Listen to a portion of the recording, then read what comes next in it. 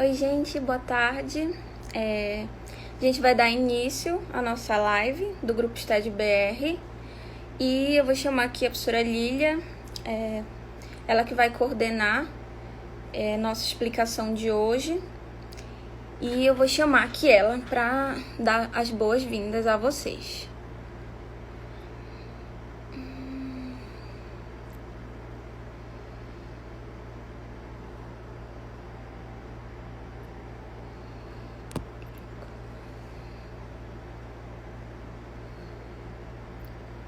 Tô tentando enviar aqui.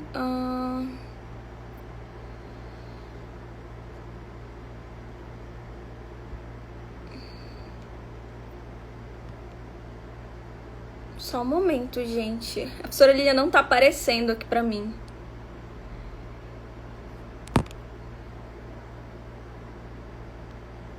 Agora.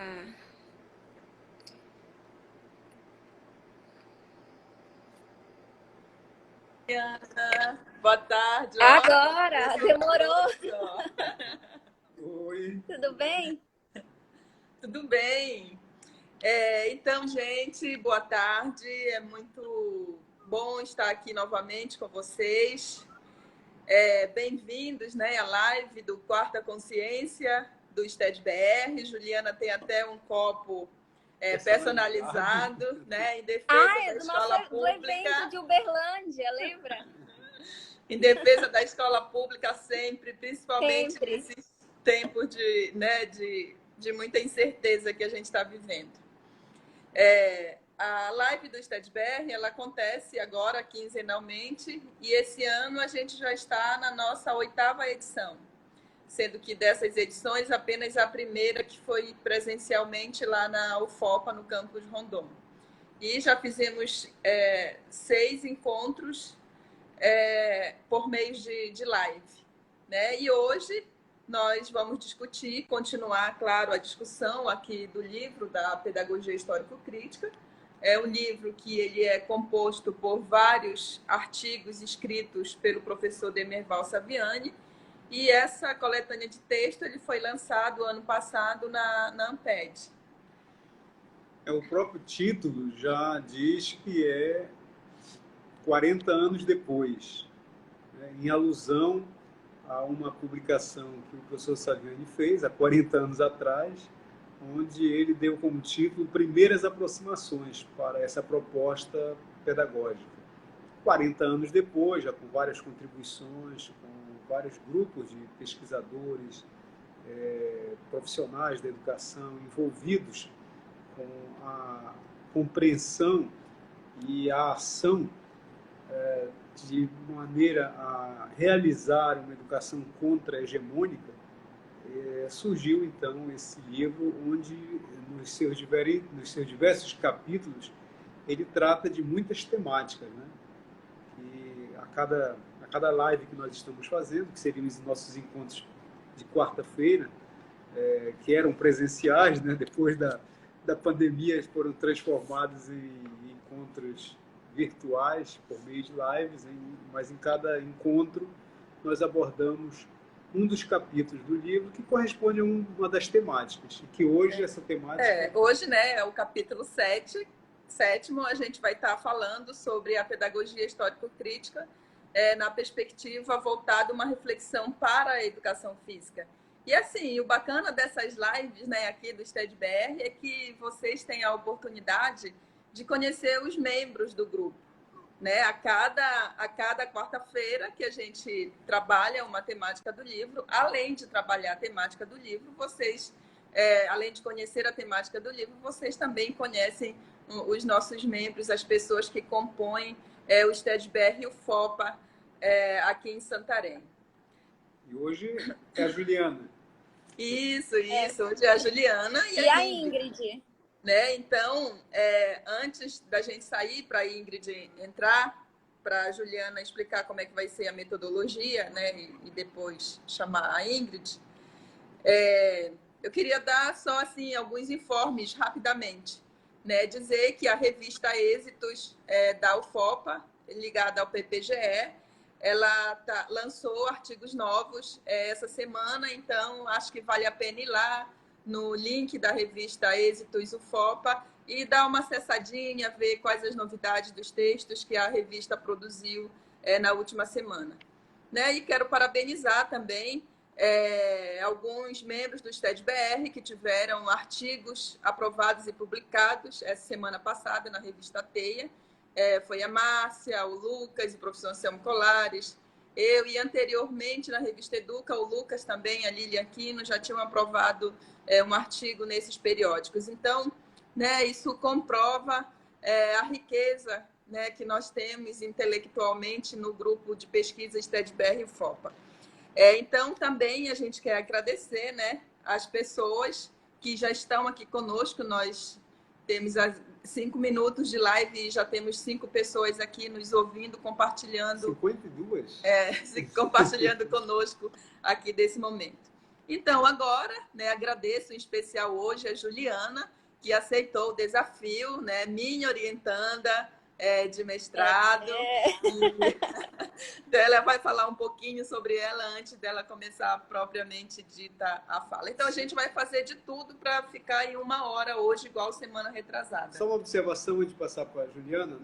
Depois a gente sai de cena, né? Mas a gente fica acompanhando e no final a gente retoma para ajudar a responder as perguntas, as observações que forem sendo feitas. Enquanto isso, a gente vai ficar acompanhando, vendo o nome das pessoas que estão participando, vendo as observações dela, porque quem está apresentando não tem muita condição de fazer isso, né? Porque ao mesmo tempo está atento para o texto.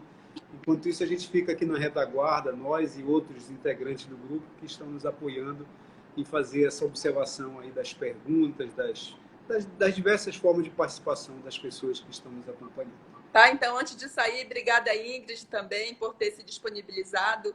Ingrid, que é uma educadora física, né, e agora está no mestrado também em educação, orientanda do professor Gilberto, que é também do STED-BR. E, por fim, eu agradeço as pessoas que ficam nos bastidores nos dando aquele apoio, Lucas, Bruna, Jandra, Leidiane, né, e todas as pessoas que ficam nos apoiando para que esse momento de live de 1 hora, que parece ser uma coisa simples, mas não é, porque tem todo um planejamento, toda uma ação, né? E sobretudo das meninas Juliana e Ingrid. Então, Juliana, até mais. Certo, até mais, professora.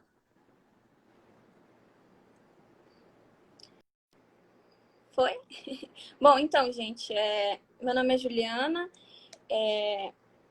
eu sou mestranda do PPGE UFOPA, né? E como a professora Lília falou, hoje a gente vai abordar aí o 7º capítulo do livro do professor Demirval Saviani, Pedagogia Histórico-Crítica, 40º ano, Novas Aproximações. E nesse livro a gente consegue ver, né, a questão da pedagogia histórico-crítica ela sendo inserida em diferentes áreas. E hoje a gente vai ver um pouquinho da pedagogia histórico-crítica na educação física. E o nosso 7º capítulo ele é denominado Pedagogia Histórico-Crítica e Corporeidade, subsídios para uma abordagem pedagógica histórico-crítica da educação física. Então, só uma observação, né? Esse nosso capítulo ele é fruto de uma conferência que o professor Demirval Saviani participou no 2º Seminário Interativo de Cultura Corporal, em Salvador. E, inicialmente, eu vou falar para vocês sobre a pedagogia histórico-crítica, que é o que esse capítulo traz para a gente. E, posteriormente, a Ingrid ela vai entrar e vai falar um pouco sobre a questão didático-metodológica da pedagogia histórico-crítica na educação física. A Ingrid é professora de educação física, né, da SEDUC do Amazonas, e ela vai poder estar trazendo essa contribuição, né, até como uma forma de experiência, já que ela é do nosso grupo, né, e tem participado de todas essas discussões. Então, iniciando o capítulo, o professor Saviani, ele inicia falando como que a educação física ela é entendida. E esse entendimento ele parte muito do senso comum do que todos nós entendemos, que é a educação física como atividades corporais, como dança, ginástica, voltado a esportes, né? E o professor Saviani, ele fala que todos esses conceitos que a gente está acostumado a ouvir, eles sempre se relacionam com o conceito de corpo em movimento. E aí, o professor Saviani lança a mão de duas questões que serão norteadoras para esse capítulo. Que a primeira é, será que a ideia do corpo em movimento, ela se reduz ao conceito de educação física? E a segunda é, será que a pedagogia histórico-crítica, ela tem algo a dizer sobre essa questão? Bom, e para a gente chegar na resolução dessas duas perguntas-chave lançadas, né, pelo professor Saviani, o professor Saviani diz que, primeiramente, nós precisamos compreender em que consiste a pedagogia histórico-crítica, para assim a gente ter o suporte para inserir ela dentro do conceito da educação física.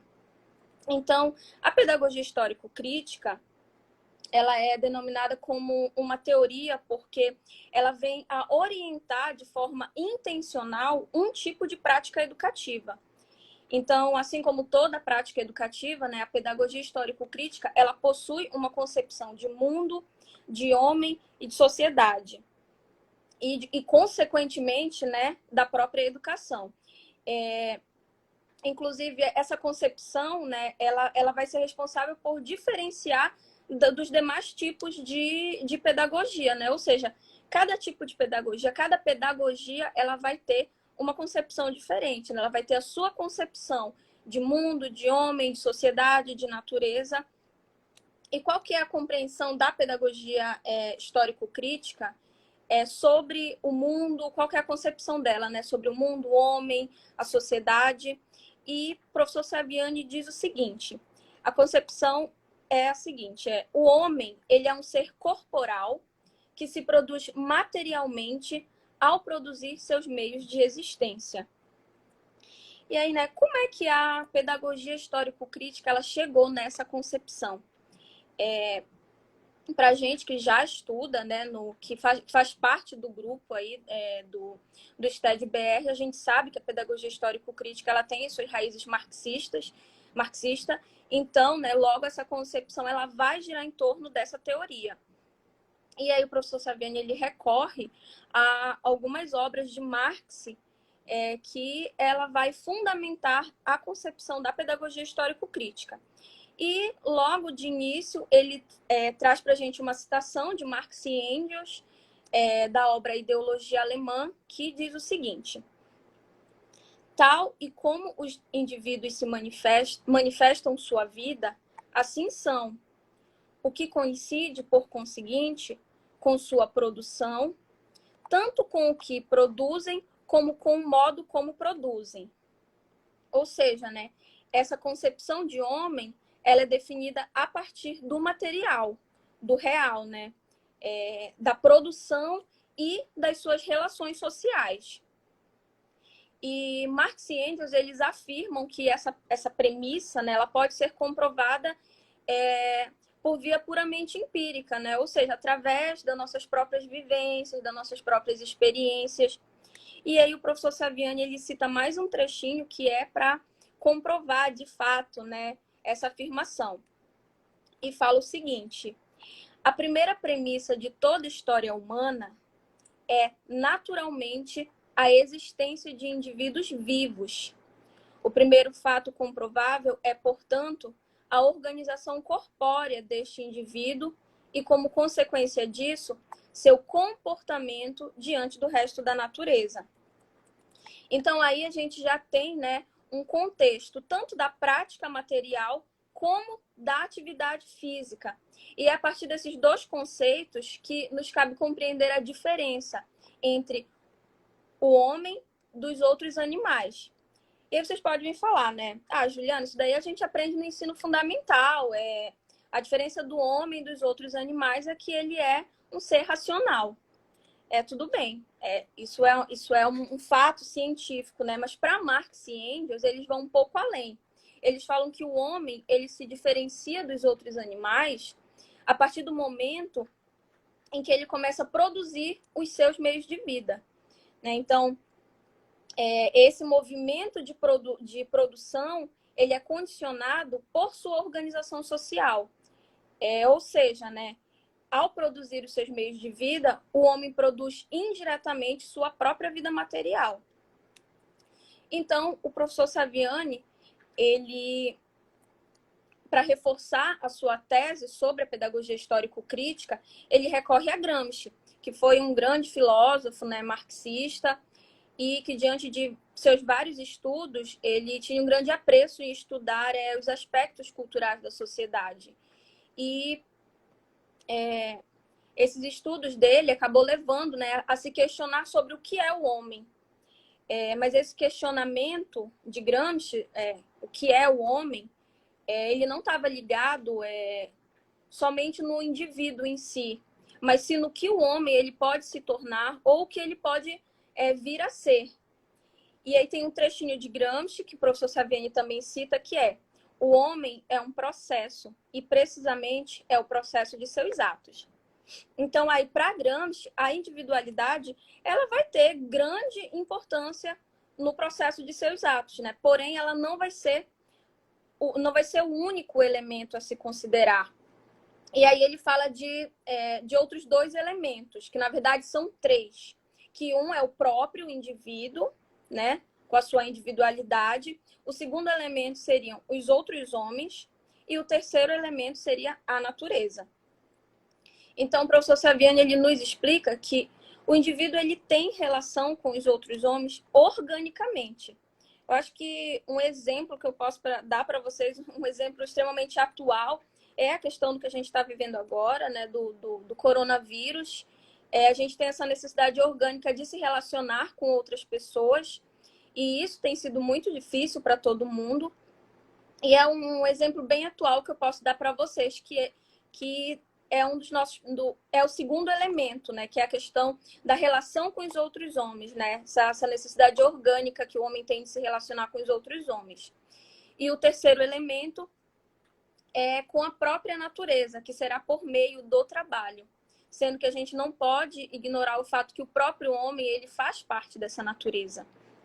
Então, aí, portanto, para Gramsci, o homem ele é o conjunto dessas relações sociais, ou seja, do domínio da natureza pelo homem e da própria organização social desenvolvida pela humanidade em determinada etapa histórica. Então, o professor Saviani ele reforça, né, o conceito para a pedagogia histórico-crítica, falando que a definição do homem como conjunto das relações sociais, ela indica que o indivíduo se põe como sujeito histórico e social. E essa concepção ela se funda, né, e corresponde ao materialismo histórico dialético.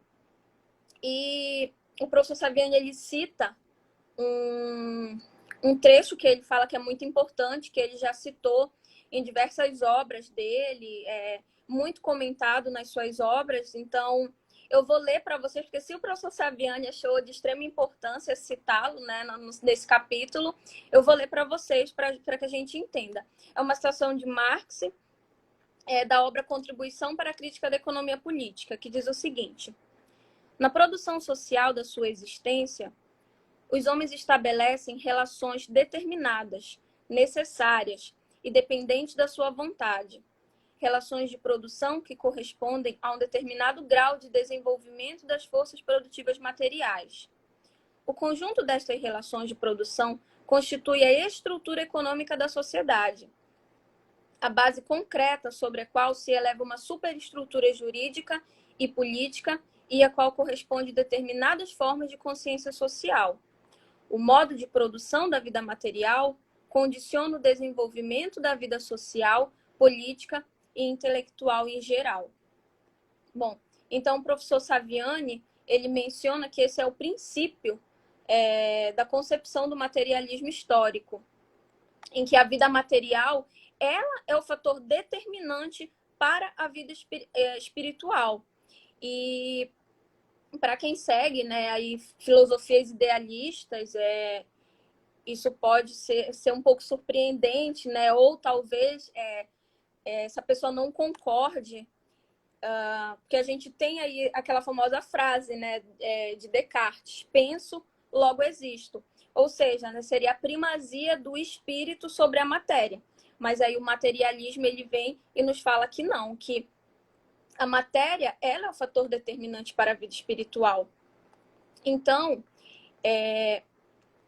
o professor Saviani ele vem e ele nos afirma, né, que esse princípio do materialismo ele é a base de toda concepção que se pretenda ser científica, uma vez que a ciência ela não trabalha com hipóteses metafísicas.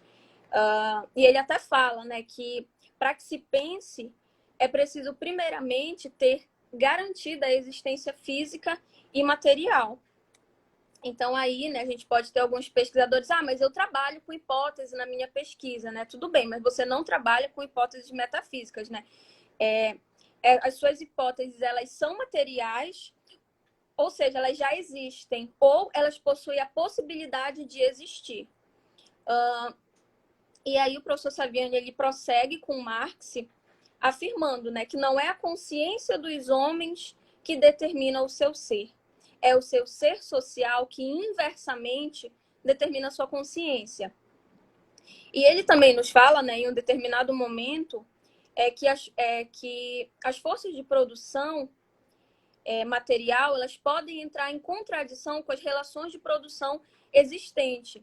Então, aí, né, a partir dessa contradição, a gente pode ter novas formas de forças produtivas, né? A gente pode desenvolver novas formas de forças produtivas. E esse trecho ele vem ser fundamental para que a gente entenda o movimento da ruptura de determinado modo de produção.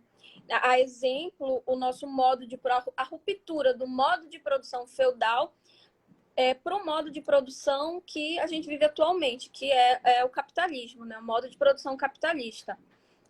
Então, o professor Saviani ele vem e fala para a gente que ele acredita que atualmente nós já estamos vivenciando essa contradição, né?